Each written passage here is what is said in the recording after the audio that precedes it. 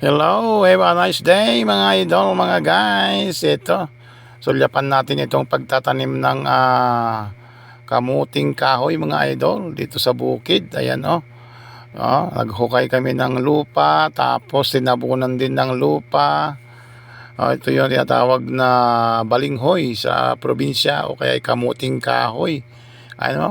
Medyo madamo pa yung pinagtaniman namin, pero ito yung tanim na sanga o puno ng kamuting kahoy dito sa damuhan. Ayan yung mga pinutol-putol. Ayun, nakahanda ng pinutol-putol. At kung kayo magtatanim mga idol ng kamuti, tignan nyo lang yung pagtubo niya. Baka mamaya ay nasa ilalim yung kanyang pagtubo, maging mapait daw yun. Kailangan nakatihaya siya para pag tumubo ay nasa ibabaw yung kanyang pagdadahon. Ito yung sekreto ng mga pagtatanim ng kamuting kahoy mga guys.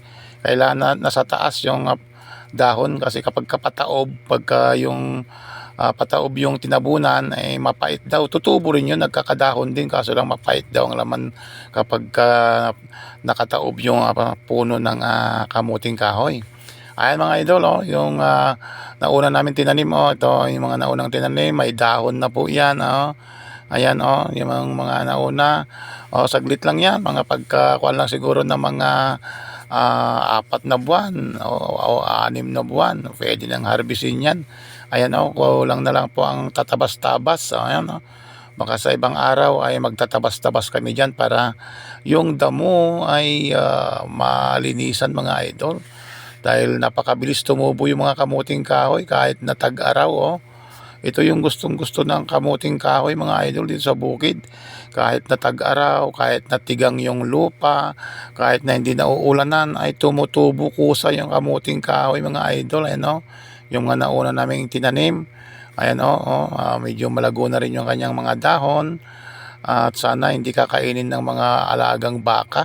Baka mamaya yung mga alagang sinusukan namin na baka dito ay makaalpas, kakainin niya talaga yan. Kaya sana hindi kakainin ng baka para tuloy-tuloy ang paglaki ng dahon ng kamuting kahoy. Ito mga idol ang aming tinatanim. At kapag walang bigas, ito yung aming nilalaga. Pwede ring ihawin mga idol itong kamuting kahoy. Kaya shout out po sa lahat-lahat dyan mga idol. Ito yung mga kamuting kahoy na tinatanim namin sa bukid para sa mga ordinaryong dukha, ordinaryong mga tao na katulad namin. Kamuting kahoy lang ay sapat na.